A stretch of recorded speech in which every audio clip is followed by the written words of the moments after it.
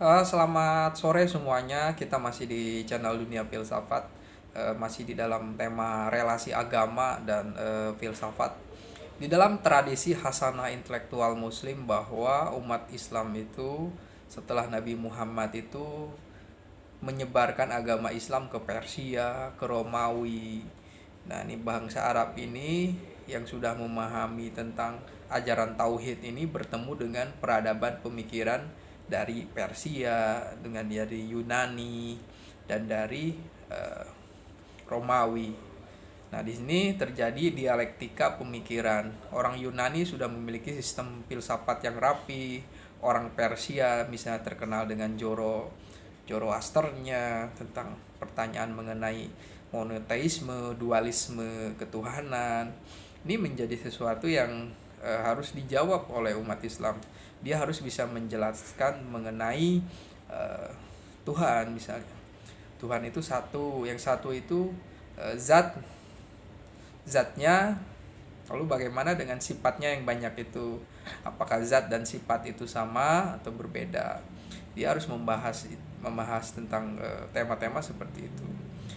Nah, akhirnya di dalam dunia Islam itu pemikiran rasional itu berusaha dikaitkan dengan apa istilahnya itu, rujukan, yaitu Quran dan Sunnah, yaitu disebut dengan metode nakli dan metode akli dan nakli. Jadi umat Islam untuk menjawab tantangan pemahaman mengenai teologi itu mengembangkan ilmu kalam. Lahir aliran kalam misalnya yang terkena rasionalitas adalah Mu'tazilah. Selain itu juga jadi perkembangan filsafat itu ditopang oleh tradisi pemahaman tentang kalam, sehingga Abid Al-Zabiri menjelaskan metode pemikiran di dalam dunia Islam itu ada yang bersifat bayani. Bayani adalah rujukannya yang berdasarkan kepada Al-Quran dan Sunnah, metode tafsir.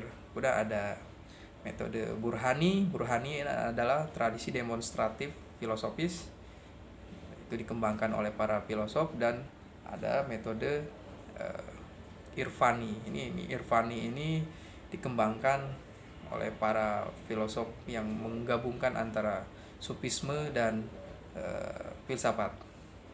Jadi relasi agama itu, agama misalnya di dalam tradisi intelektual Islam sangat mendukung berkembangnya pemikiran rasional, karena ayat pertama di dalam Quran saja menyatakan wahyu pertama yang diturunkan di dalam Quran adalah Iqra, bacalah gitu. Itu suatu pendekatan awal untuk memahami realitas. Jadi agama pada satu sisi bisa mengembangkan suatu pemikiran bangunan filsafat. Begitu juga zaman skolastik juga, mereka misalnya ada Agustinus, kemudian Thomas Aquinas, mereka membangun fondasi pemahaman mengenai ontologisnya ya berdasarkan nilai-nilai ontologis ketuhanan Kristiani.